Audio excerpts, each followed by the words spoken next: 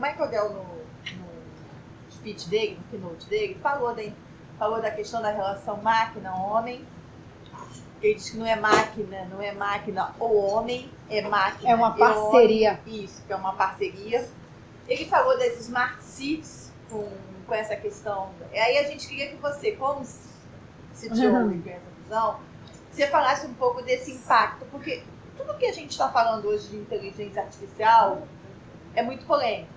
Você tem um lado da inteligência artificial que é legal, que é bonitinho, e tem um lado da inteligência artificial que é aquele lado que vai roubar emprego, que o homem vai perder vez, que o homem que não vai, que a tecnologia é usada para tirar a vaga, né? Então eu queria que você falasse um pouco desse cenário. A inteligência artificial vai ela produzir mais inteligência artificial e tirar a gente da Isso, exatamente.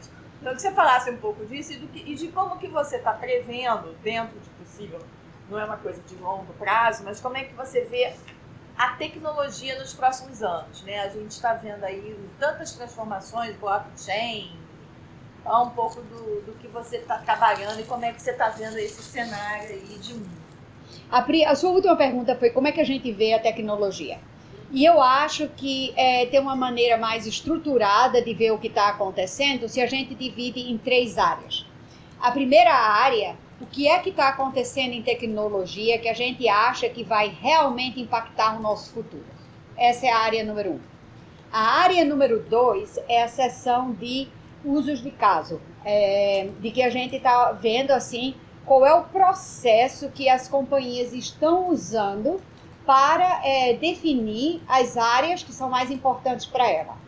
E quando você então vê a tecnologia está indo nessa direção, essas são os usos de caso de mais relevância para mim. Então a gente vai ver agora qual das 4 transformações é mais importante para a gente ir agressivamente. Tá certo? Então vamos fazer os 3. A primeira coisa que a gente fala é quais são as tecnologias que estão vindo aí. Aí o tema das minhas apresentações esse ano foi a história do universo digital. Se você olhar para o nosso universo, o universo sendo a coleção de espaço e tempo, ele tem muitas galáxias. Uma das galáxias é a Milky Way, né? E dentro da Milky Way você tem um sistema solar, onde o Sol é a fonte de energia, você tem os planetas e tem uma coleção de forças nesse sistema solar que ditam 4 coisas sobre os planetas. Quando começar a se mover, quando parar, os planetas, se nada estiver acontecendo, eles vão continuar se movimentando da mesma forma. Essas forças alteram. Eles podem causar planetas pararem, podem causar planetas a se movimentarem. Elas causam esses planetas a mudar de órbita e elas causam os planetas também a mudar a aceleração, mais lento ou mais alto. Então a gente, na era digital, a gente está sendo convidado para acreditar na teoria do multiverso, que existem vários universos paralelos que a gente está vivendo ao mesmo tempo. E se você usar essa teoria, você diz assim, bom, a gente está nesse universo e tem o universo digital, que é um universo paralelo, e uma das galáxias nesse é o que a gente chama a galáxia de análises, eu chamo Analytics Way, por causa de Milky Way, né? E nessa galáxia de analítica, você também tem um sistema que ao invés de ser o sistema solar, é um sistema de dados. É Data Centric System. Ao invés de ser o Solar System, é o Data System, porque nesse sistema o dado faz o papel do Sol. É a fonte de energia que vai fazer com que os planetas tenham vida. E os planetas, nesse sentido, para a gente, são a monetização do dado, a governança do dado, gerenciamento, pesquisa, ou busca, né, procura de dados, ou a questão da segurança, da privacidade, etc. E eu posso mandar o slide para vocês. E aí a gente diz, nesse universo digital, da mesma forma que o universo normal, onde você tem forças que regulam o movimento dos planetas, também existem forças que regulam o movimento dessas funções de monetização, governança, gerenciamento do dado. E a gente diz que essas forças ainda estão se criando, a gente não entende quais são todas as forças, mas nós identificamos 9 que vão completamente definir o movimento dos planetas. A primeira é a IoT, a gente chama o IoT Effect, a força do IoT. A segunda é a inteligência artificial, a machine learning, deep learning. A terceira é augmented reality, virtual reality, a gente chama X-reality. A quarta é a questão dos accelerators, como você tem GPU, FPGA, que começaram em gaming, se tornaram mais mainstream com a virtual reality e augmented reality. E agora, por causa da natureza de certas funções de AI e machine learning, eles se tornam relevantes nesse movimento de inteligência artificial. Você tem o que a gente chama arquitetura, que fundamentalmente se transformou de data-centric oriented, de orientada a centro de dados, para, a gente diz, ao invés de data centers, você tem centers of data. Ao invés de centro de dados, como é em português? Data center? Ao invés de data center, é centro de data, certo? Então você tem muitos centros de dados que a gente chama esse contínuo de edge, core to cloud. As arquiteturas deixaram de ser baseadas nesse centro de dados para entender esse contínuo, tem o que a gente chama o flattening da arquitetura. O que a gente chamava antes de centro de dados, hoje é parte do core, que a gente chama parte do distributed core. A sexta força, eu acho que eu estou na sexta, né? 1, 2, 3, 4, 5, 6. Sexta, é 5G. A sétima, eu mando o slide para você ver a ordem. A sétima é a questão do blockchain. E a oitava é quantum computing. Então a gente olha, essas 8 forças são as forças, digamos, de mais impacto nesse movimento hoje, mas a gente não está dizendo que elas são as únicas, porque ninguém sabe o que é que vai acontecer e nós também acreditamos que o impacto de uma força em outra também tem um certo efeito colateral, certo? Elas se interagem, elas têm uma força simbiótica que pode levar à criação de outras forças, etc. Certo? Então esse é o primeiro aspecto, e a gente pode depois falar da sua segunda pergunta. Aí, o que é que está acontecendo? As companhias, elas estão indo por um processo que é a minha definição, eu chamo inwards, outwards and bywards. Esses processos são assim. Primeiro, a companhia está dizendo, dado que tem esse universo digital, como é que eu internamente vou participar ou leverage, como é... Aproveitar esse universo digital dentro das minhas coisas. Então, o foco é interno. Como é que eu posso reduzir o custo operacional? Eu sou uma otimista em Artificial Intelligence, Robotics, AI. Então, eu acho que como é que a gente pode, na realidade, aumentar a segurança, work safety, dentro do ambiente, certo? Através de usar robôs e sensores, etc. Como é que a gente pode ser melhor com o ambiente? Como é que a gente pode ser mais responsável socialmente? Então, tem um impacto dessa tecnologia dentro do funcionamento da empresa. É o que a gente chama inward análise de uso de caso. O segundo é outwards. É o seguinte, o que é que eu faço com os meus clientes? Para começar, quem são meus clientes? Certo? E as empresas hoje, elas não se preocupam mais com quem elas são. Elas se focam em quem elas querem se tornar. E nesse aspecto, você tem que dizer quem é que eu quero ser qual é o mercado que eu quero participar, quem são meus novos clientes, como é que eu vou engajar com esses clientes, como é que eu vou ter fidelidade com os meus clientes, etc. Certo? E a terceira é o que a gente chama bywords, que é, na realidade, o ecossistema. E, de novo, não é o ecossistema de hoje, é como é que eu vou definir um ecossistema no futuro. Porque se você olha para Uber chegou e disse, bom, tem os motoristas de táxi, mas eu acho que tem 3 agentes, o dono do carro, o motorista do carro e o passageiro.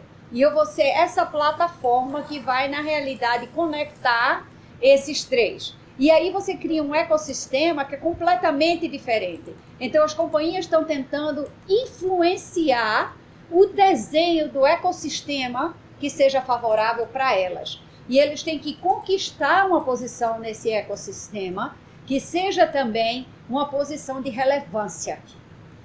Assim como Netflix fez isso com distribuindo filmes. Correto. Para estar preparado quando a onda viesse, eles estariam assim, em condição de influenciar. Exatamente. Como é que você hoje pode aprender, praticar e dominar ou liderar? Dominar não é uma palavra boa, desista, delete aí porque eu não posso perder meu emprego. Liderar nesse sentido, né?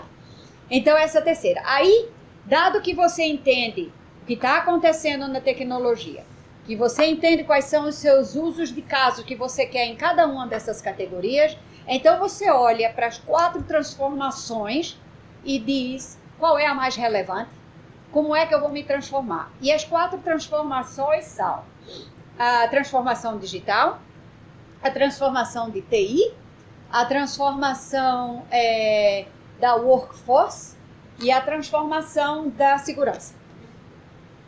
E essa talvez vocês já tenham informação, né? Sim. Então, pronto. Então, essa foi a primeira pergunta que você fez. A terceira pergunta. A terceira pergunta. Aí, a primeira pergunta que você fez foi como é que a gente vê essa interação, essa parceria entre o ser humano e o homem.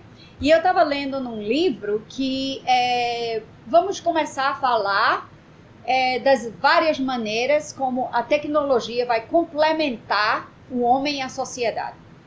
E uma vez que você complementa, ao invés de replace, substitui, ao invés de, se você pensar em complementar e aumentar, ao invés de substituir, é uma maneira muito melhor de ver o mundo. Então, esse livro estava dizendo que a primeira forma que o ser humano encontrou de se aumentar com tecnologia, qual foi? Pedra. Não? Fogo. Não? Óculos. Foi pela primeira vez que a gente pegou uma tecnologia e literalmente aumentou quem você é para se beneficiar da tecnologia para lhe dar uma das funções humanas que não funcionariam melhor. Mas eu dando pedrada não faço isso melhor do que com a minha mão? Você dando o quê? Pedrada. É. Mas o que você está olhando é uma ação que você quer fazer, não uma função do seu organismo. Tá. Certo? Eu faço melhor o que eu já pedra faria. Você, digamos, se você tivesse nascido perfeito, você teria uma visão 20/20. Sim. Você poderia respirar 100%, não é? Você teria todos os dentes. Sim.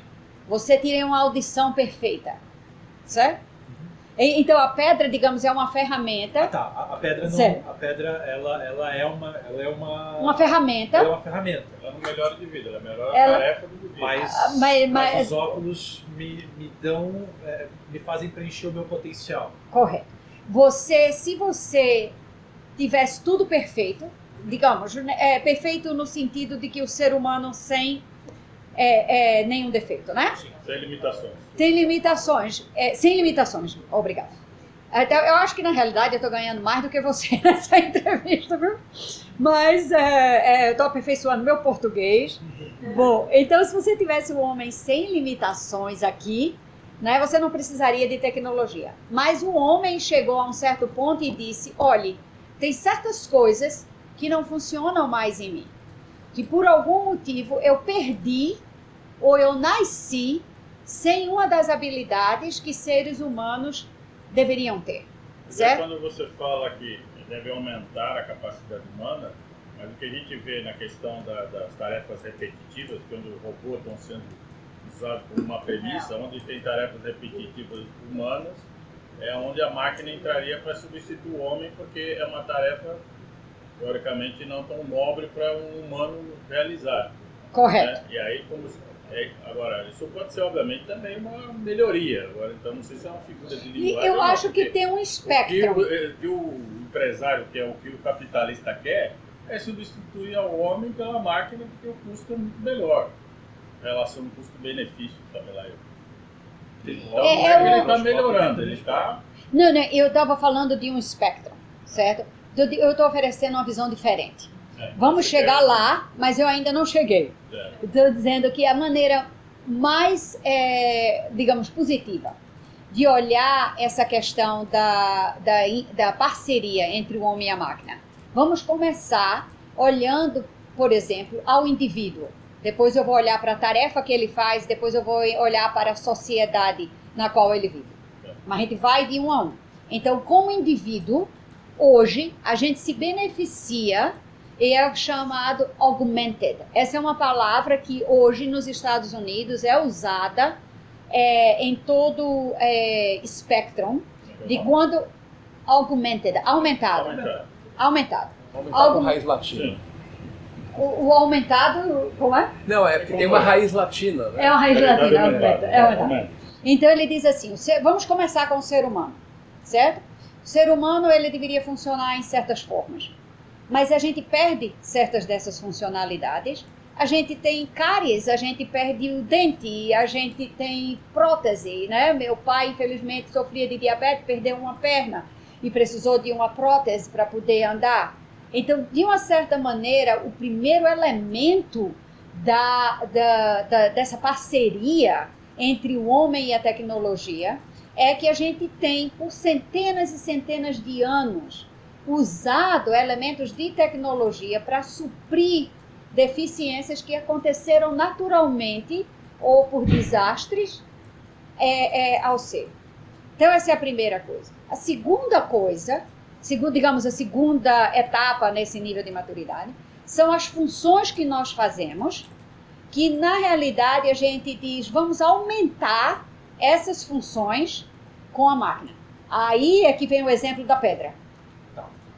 Aí não é mais óculos, aí é microscópio, aí é telescópio. Aí é microscópio, aí é telescópio. Se eu não... Uma função que eu tenho é identificar uma doença, eu não ter, mesmo que eu tivesse a visão 20/20, não vai achar, porque você não tem uma visão microscópica, certo? Então, nesse caso, você está usando tecnologia para lhe ajudar a fazer funções que está além da nossa capacidade humana, tá certo? E a terceira é o seguinte, de que o ser humano, ele vive em sociedade naturalmente. Que é que você precisa do apoio familiar, porque você tem, todo mundo tem, a oscilação de sentimentos, né? Você tem momentos tristes, você tem momentos felizes. E o ser humano, o momento feliz, se você não compartilha, não tem o mesmo retorno.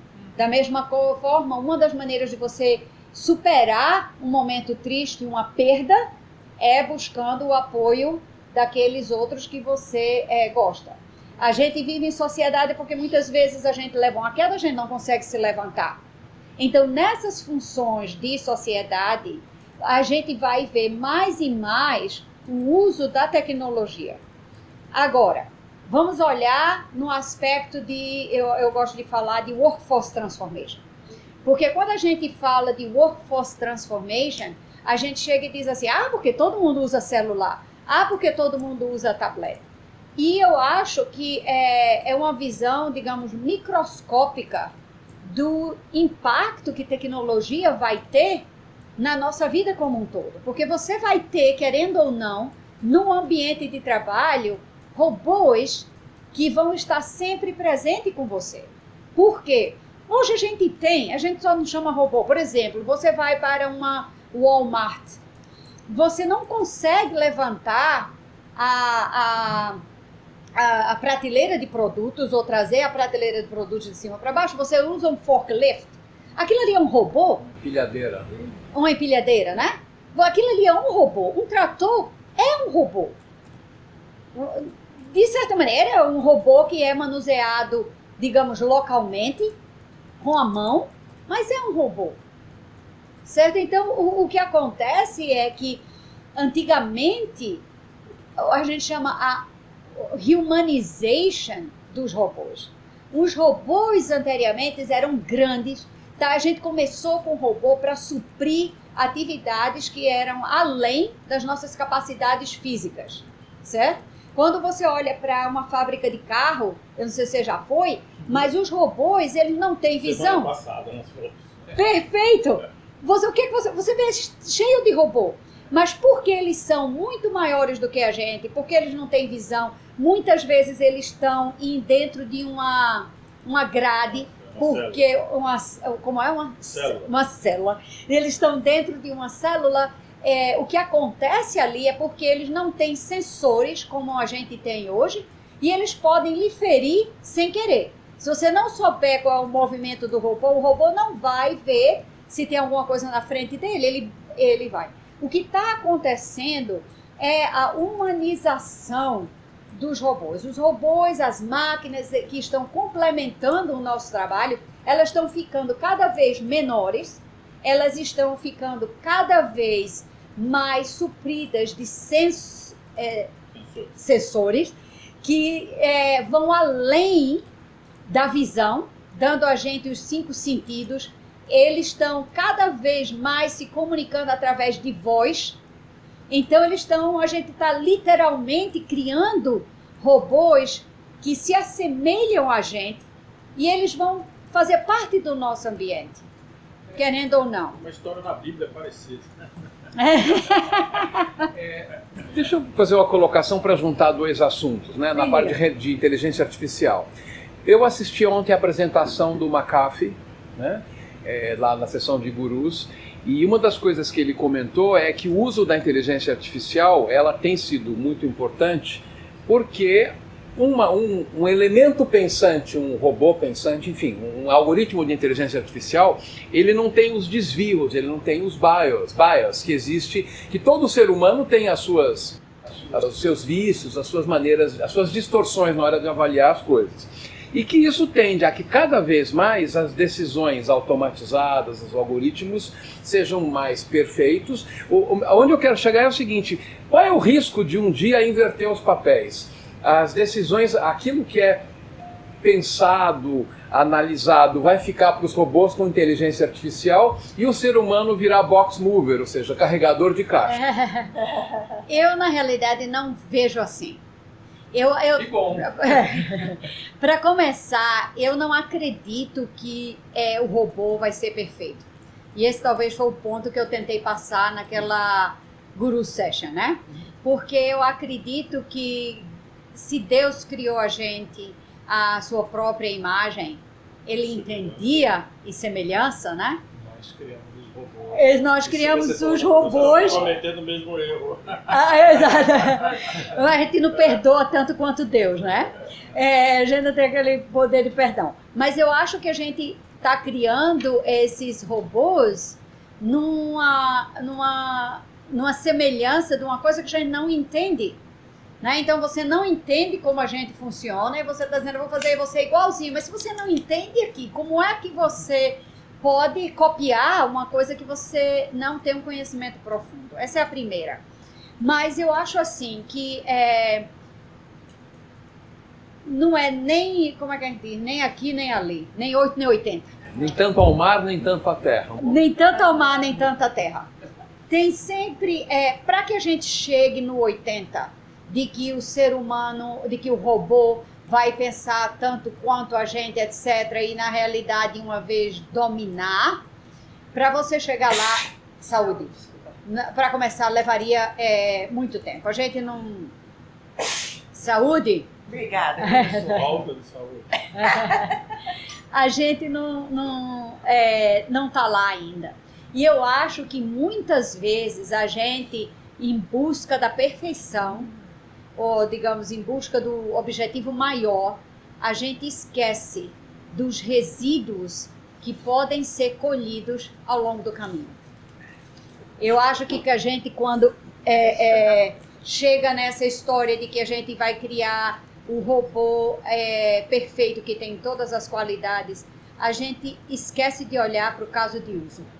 Para que é que a gente realmente quer aumentar a gente com tecnologia em certos casos? Talvez para aplicações muito específicas, muito focadas, ele tem excelência, mas é difícil ter um robô de amplo espectro. Tem um robô de amplo espectro, Mas, né? Patrícia, é claro que as pesquisas colocam que tem vagas e vagas de cargos importantes. Não é só a função robotizada que estão com medo das demissões, das trocas. Sim, claro, todo mundo. Na realidade, eu não acredito em substituição, tá? Eu acredito na história da colaboração, da cooperação, da complementação, né? E eu acho que todo mundo deveria ter medo. Na realidade, isso é uma paranoia, com robô ou sem robô, que todo mundo deveria nascer com ela. Como é que você se torna relevante no contexto no qual você está? Se tiver um dia que você acordar e você disser assim, não tem nada que eu possa melhorar, eu tenho meu emprego seguro, você está... O presidente da Autodesk, até numa palestra aqui no final do ano, aqui no mesmo desse hotel, falou que a gente está entrando na era da robotização, na era da automação, saindo da sociedade de informação, entrando na era da automação. Que nessa era da automação, o que vai prevalecer são a habilidade das pessoas, não tanto a formação educacional, porque, obviamente, com a robotização, com a automatização, você vai ter muito menos vagas de emprego. Mas quem vai estar posicionando bem é quem tem habilidade. Correto. Aperfeiçoamento. Ou o cara ou é um empreendedor, que ele chama da geração maker, o cara que faz, ou o cara que tem uma habilidade que é um excelente eletricista, excelente... E muitas das vagas, por exemplo, num call center, não vão deixar de existir, né? Claro, muitas das profissões que nós conhecemos hoje vão deixar de existir. Mas isso não faz a gente uma geração especial. Eu fiz máquina de escrever. Não é um absurdo que seja. Não. É uma evolução humana. É uma evolução humana. O cara que acendia lampião de iluminação, perdeu o emprego, não tinha robô na época. Ou seja, as coisas vão evoluindo. Quem cuidava de cavalo, quem tinha carroça, não existe mais hoje, né? Imagine o pânico. Sim. Certo? O nível da água sempre subiu, mas você pelo menos sabia para onde correr. Tipo, olha, se você se qualificar mais, você vai para a montanha, você não morre afogado. Mas desde a década de 80, o nível, a média salarial americana não cresce em nada. Versus a qualificação profissional. Você teve um achatamento do valor do conhecimento. Isso é um elemento historicamente novo. Correto. Que é diferente da máquina de escrever e de sempre. Assim, esse corredor deixou de ser tão claro. Para onde correr agora? O que a gente deve fazer para não morrer afogado? Eu acho que parte do desafio é descobrir, né? Eu acho que parte do desafio aqui é você descobrir o que é que você deve fazer para não morrer afogado. Mas eu acho assim, se você olhar de volta e disser, em tecnologia, tem 8 forças que estão indo. Comece ali. Como é que você vai ser relevante na era da realidade aumentada e da realidade virtual? Escolha uma dessas 8 e vai estudar. Eu sou da escola antiga. Você chama qualificação profissional aquela pessoa que tem graus de educação. Eu acredito que a qualificação vem do aprendizado contínuo, certo? Você se ensina a aprender. E enquanto você estiver aprendendo, você tem que buscar relevância naquele contexto. Você precisa estar continuamente aprendendo. Por exemplo, uma coisa que eu digo, todo mundo acha que lê muitos livros. Eu não leio rápido. Eu não consigo ler rápido. Para que eu leia um livro, é um esforço consciente que eu faço. Você entende o que eu quero dizer? Eu não posso chegar e dizer assim, aqui eu vou abrir essa revista e... Leitura dinâmica. Leitura dinâmica. Isso para mim não existe, não absorvo absolutamente nada. Eu tenho que pegar um livro, outra coisa que eu vou confessar, eu não consigo livros digitais.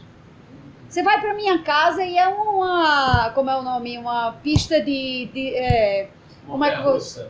Não, como é que você corre e tem de obstáculos. É uma pista de obstáculos, porque tem pilha de livro por todo canto.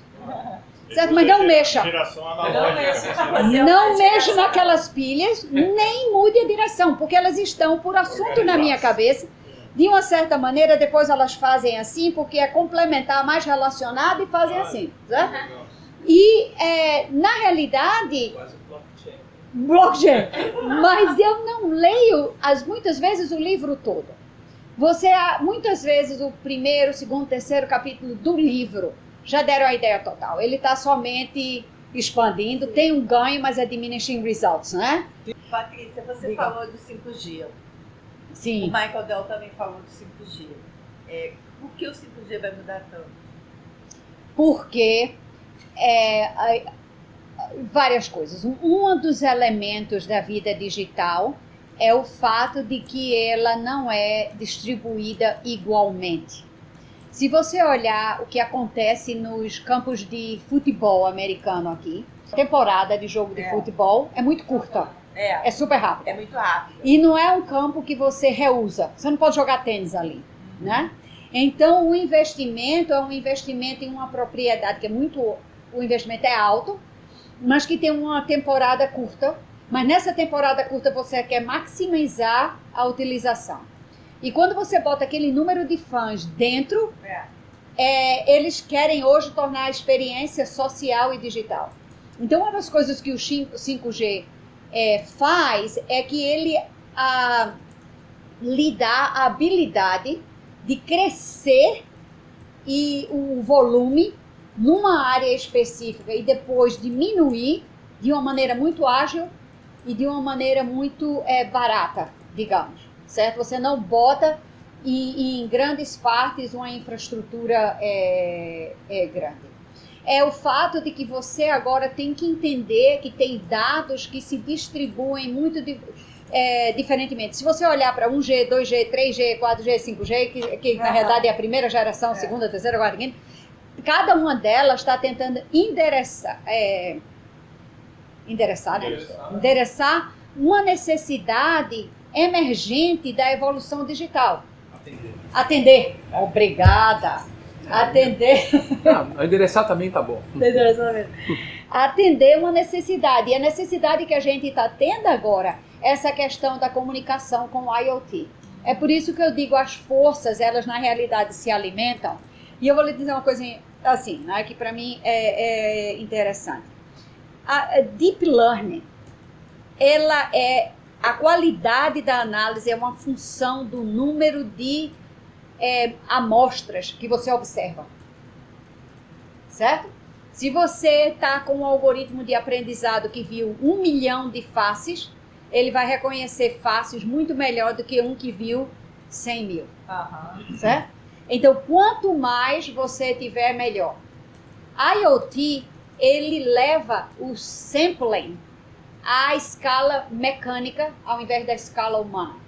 Se você falar em termos de fotografia, certo? E a gente quisesse fazer Deep Learning, na época que a gente usava Kodak, você tinha que depender no número de fotos que seres humanos que tinham máquinas fotográficas podiam tirar. Veio a móvel. Agora, o número de faces que você tem é proporcional à população adulta, certo? Nem adulta, jovem, que pode tirar fotos e mandar. Com IoT, com câmera, com surveillance, o número de amostras de faces que eu tenho é proporcional ao número de câmeras que eu posso botar. Com IoT, o sample do ambiente que eu tenho, a qualidade do ar, a qualidade da água, a quantidade de mosquito, tudo é infinita. Aquisição de dados. A aquisição de dados é infinita. Então, pode Deep Learning sobreviver sem IoT? Sobrevive, mas não evolui. Certo? Então, você é limitada. Pela capacidade. A IoT, na realidade, vai ser o gerador de dados que vai alimentar AI. Eu poderia, da sua explicação, Um segundo, concluir... e a 5G vai tornar esse dado ágil. Diga aí. Não, perfeito. O dado se mover. Porque, na verdade, o 5G ele vai ser o novo Wi-Fi, porque hoje em dia muitas das aplicações de IoT são fundamentadas em Wi-Fi, o que circunscreve a área de aplicação. O 5G, ele quebra essas barreiras e coloca a aquisição de dados everywhere. É por isso que eu gosto da analogia do universo digital. Porque o conceito do universo é a coleção de espaço e tempo. E o que está acontecendo com essas forças, quando você bota 5G, quando você bota os accelerators, certo? E quando você bota IoT, você quebrou as barreiras entre espaço e tempo, barreiras artificiais entre espaço e tempo que existiam antes, porque a tecnologia não tinha chegado lá ainda. Isso, né? E também não é só aquisição, assim, também vai possibilitar transmissão. Eu vi lá no Mobile World Congress, na área de saúde, por exemplo, é que você usar isso para transmitir a cirurgia ao vivo, fazer coisas nessa linha de imagem. Aí como é que eu posso, como uma tecnologista, ver qualquer elemento de inteligência artificial, de a realidade aumentada ou a realidade virtual, do ponto de vista negativo? Você não pode, porque como é que você vai prevenir, por exemplo, que um médico nos Estados Unidos, usando uma luva especial, possa, na realidade, estar manuseando um robô na África, que pode estar fazendo uma cirurgia numa criança, ao vivo, e salvando uma vida. Você não pode, você tem que pensar no resíduo positivo de todas essas forças de tecnologia antes de pensar nos negativos. Agora, Patrícia, nesse universo digital, as forças atuais da tecnologia sobrevivem? Quando eu falo as empresas provedoras de tecnologia, as operadoras, esse mercado que a gente conhece, ele se mantém como está ou esse mercado vai mudar também? Ninguém vai estar como ele está hoje, a vivo amanhã. Ou você transforma, ou você transforma.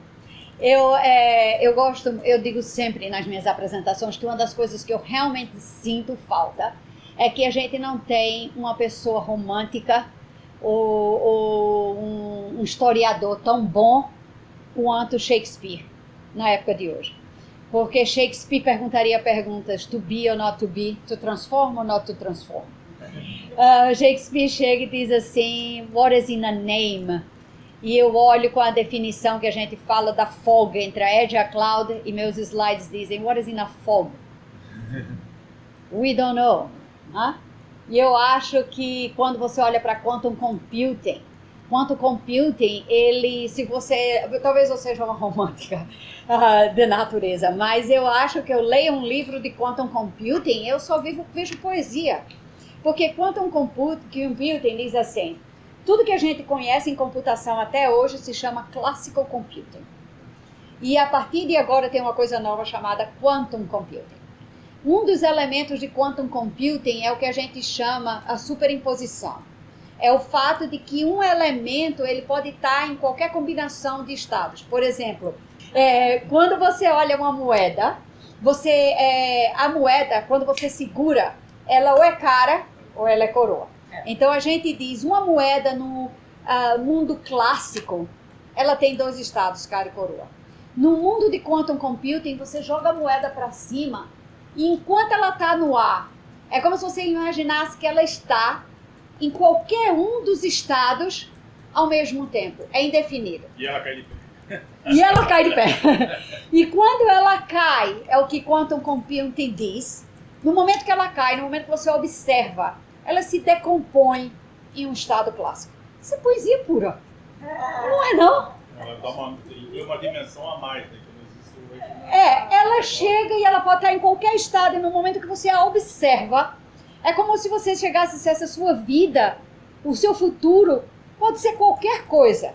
Mas no momento que você vive, no momento que você experiencia ele se decompõe numa vida clássica, num momento clássico. Parece um Muito pouco, obrigada. parece um pouco a Cheguei e te estourei agora. científico